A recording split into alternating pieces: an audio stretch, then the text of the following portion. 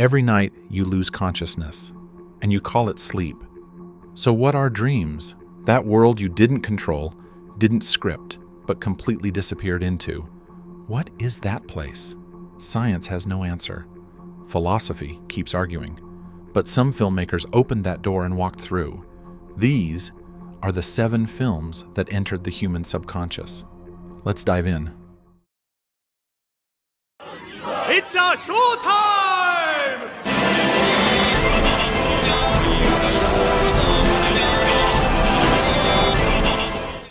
Paprika, 2006. Satoshi Kon's 2006 animated film begins with a simple premise. A device called the DC Mini allows therapists to enter their patients' dreams, a therapeutic tool, controlled, purposeful, contained. Then someone steals it, and the dreams start leaking into reality. The boundary between the dream world and the waking world doesn't just blur, it collapses. A parade of surreal imagery begins marching through the streets of a city that is supposed to be real. People reciting dream logic as if it were perfectly rational, because to them, in that moment, it is. Kon understood something that most filmmakers miss entirely. Dreams don't feel like dreams while you're in them. The internal logic is total. The architecture of the dream doesn't announce itself as fiction. It simply is. And this is the film's most disturbing question. Not what if dreams invaded reality, but how would you know if they already had? Kon died in 2010 at the age of 46 from pancreatic cancer before he could finish his 5th film. He left behind 4 features, each one a dissection of the line between what we perceive and what is actually there. Paprika is the most complete expression of that obsession. What's wrong?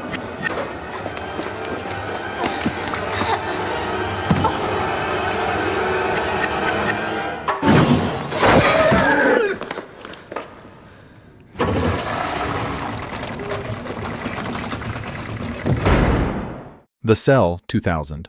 What if you had to enter the mind of a killer? Not a patient, not a colleague, a serial murderer, comatose, unreachable, his last victim still alive somewhere and running out of time. The only way to find her is to go inside. This is the premise of Tarsem Singh's The Cell. A psychologist played by Jennifer Lopez uses experimental technology to enter the unconscious mind of a comatose serial killer. What she finds there is not a crime scene. It's a cathedral, a self-constructed universe of trauma, grandiosity, and horror, organized with its own internal logic, its own terrifying coherence. Before The Cell, Singh had spent years directing the most visually ambitious music videos of the 1990s. He brought that visual language directly into the killer's subconscious, referencing artists like Damien Hirst, H.R. Geiger, and Odd Nerdrum. A mind rendered as an art installation, a psychosis made visible. But underneath the spectacle, the film asks a genuinely philosophical question. When we enter the mind of someone who has committed acts of unimaginable violence, do we find a monster? Or do we find the wreckage of a child? The trauma is architectural. It has rooms, it has corridors.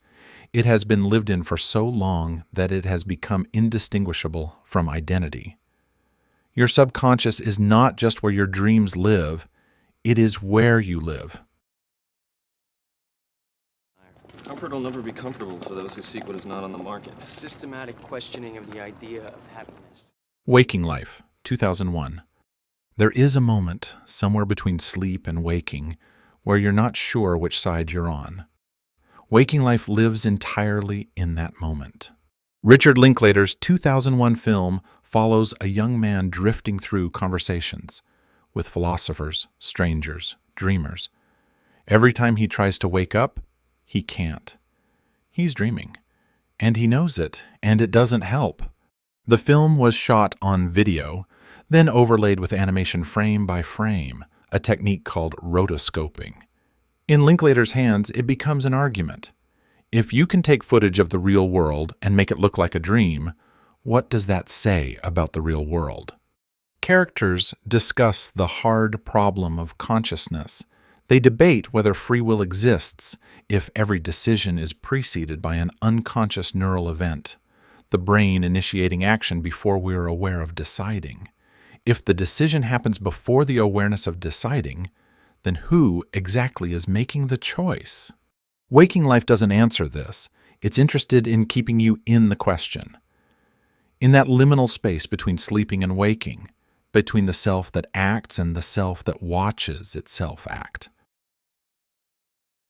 Hi, welcome back. Tonight, I'll show you how dreams are prepared. Love, friendships, relationships, and all those ships. Hello? Are you trying to mock me on the air? The Science of Sleep, 2006. Michel Gondry's 2006 film follows Stéphane, a young man who moves from Mexico to his childhood home in Paris. In his dreams, he hosts his own television show, builds machines out of cardboard, controls time with a 1-second time machine. His dream world is more real to him than anything outside it. The problem is that it keeps bleeding through.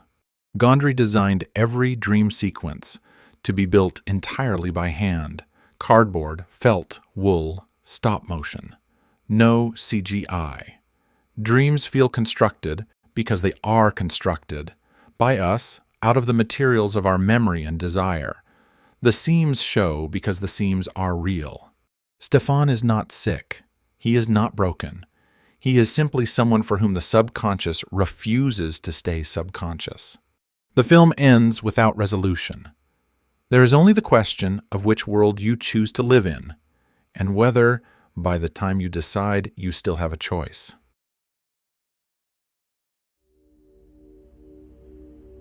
You've come back.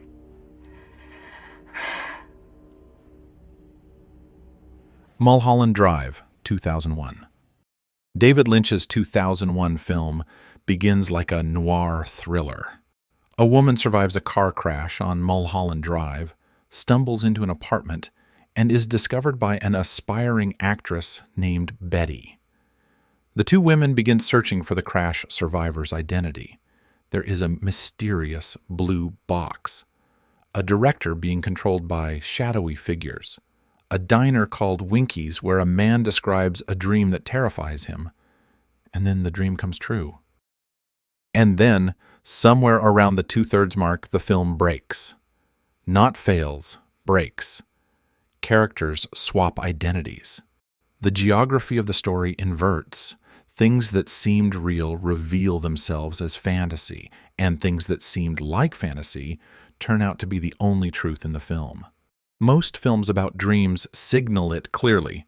Swooping cameras, distorted sounds, impossible imagery. They hold your hand.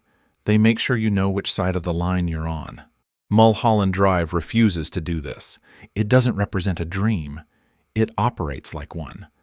The logic is internally consistent, but externally incoherent. Scenes connect emotionally rather than causally. The film doesn't tell you when the dream begins, because in a real dream there is no announcement. You are simply already there. The terror of dreams is not their content, it is their grammar. I'm thinking of ending things. Huh? What? I'm Thinking of Ending Things, 2020. Charlie Kaufman's 2020 film begins with a young woman on a road trip. She's traveling with her boyfriend Jake to meet his parents at their family farm. From the very first frame, something is wrong. She is thinking of ending things. The title refers apparently to the relationship, but as the film progresses, as the farmhouse visit grows stranger, as Jake's parents age and de-age without explanation, as the young woman's name keeps quietly shifting from scene to scene, it becomes clear that the film is not about a relationship at all. It's about a man who in the loneliest corners of his mind has imagined a woman who loves him, who has given her a name, and a past, and opinions, and a voice, and then kept rewriting her, endlessly, because no version was ever quite right. The film moves like a dream because it is a dream. The kind you have when you are replaying a version of your life in which things went differently. When you are constructing, in the dark, a world where you were loved. The subconscious doesn't simply store our memories. It edits them, rewrites them, gives us the lines we wish we had said. The most devastating thing about the film is not its ending. It's the realization of what you are actually watching. Not a strange road trip, but a mind alone, in the dark, talking to itself.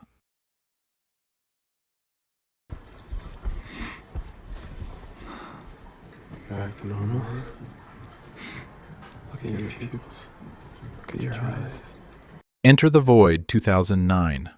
Gaspar Noé's 2009 film opens in Tokyo. A young American drug dealer named Oscar is shot dead by police in a bathroom. And then, instead of cutting to black, the camera keeps going. It rises out of his body. It floats above the city. It drifts through walls, through memories, through the lives of the people Oscar left behind. While Oscar is alive, the camera blinks. Short blackouts that simulate the opening and closing of eyelids. After he dies, the perspective shifts, floating just behind his shoulder above the neon streets of Tokyo. You are never quite inside Oscar, and never quite outside him. You are somewhere in between.